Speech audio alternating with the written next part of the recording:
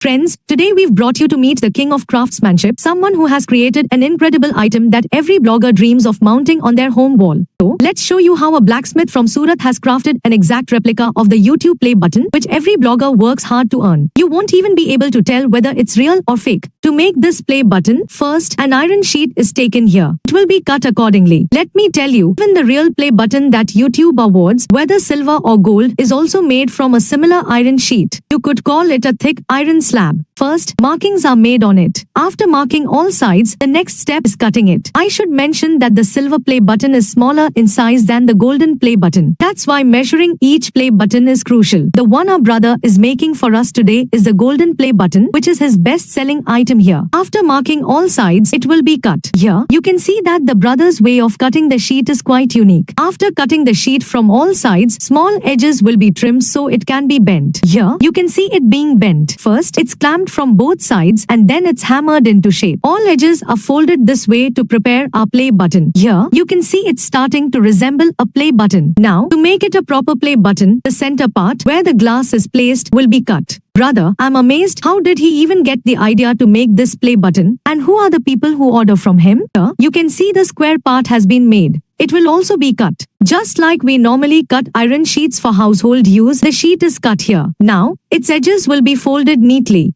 Then, an iron strip will be welded at the back to hold the glass. Just like how iron welding is done, the sheet is firmly attached here. Here, you can see thin iron strips are attached around the edges. After hammering and shaping, the edges are finalized. Here, you can see the front part of our play button is ready. For the back part, a very thin, old iron sheet is taken. It's cleaned first, then cut into small pieces to attach at the back. The brother believes no one really sees the back, so why not use recycled material? I love this idea that the brother makes such a beautiful play button from scrap. Apart from play buttons, he makes many other things, but the play button is something else. Now, the edges will be welded together and small pieces will be added to fully cover the back. After sealing the back, the next step is painting. That's how the brother makes the golden play button golden and the silver play button silver. First, putty is applied, then coating, and finally, painting. This process takes about 2 days, including polishing. After 2 days, our play button is ready. Meanwhile, the brother cuts the glass. Since it's a golden play button, a golden glass is specially ordered for it. Here, you can see how beautiful the glass is. If you've ever seen a real play button, the same glass is used. The edges of the glass are trimmed, cleaned, and then fitted. Here, you can see it's been placed. Now, the play button logo is attached to the glass with glue. Then, depending on whose name the play button is being made for, the name is added and the play button is ready. Our play button is now ready. So, how did you like this play button? Do let us know in the comments.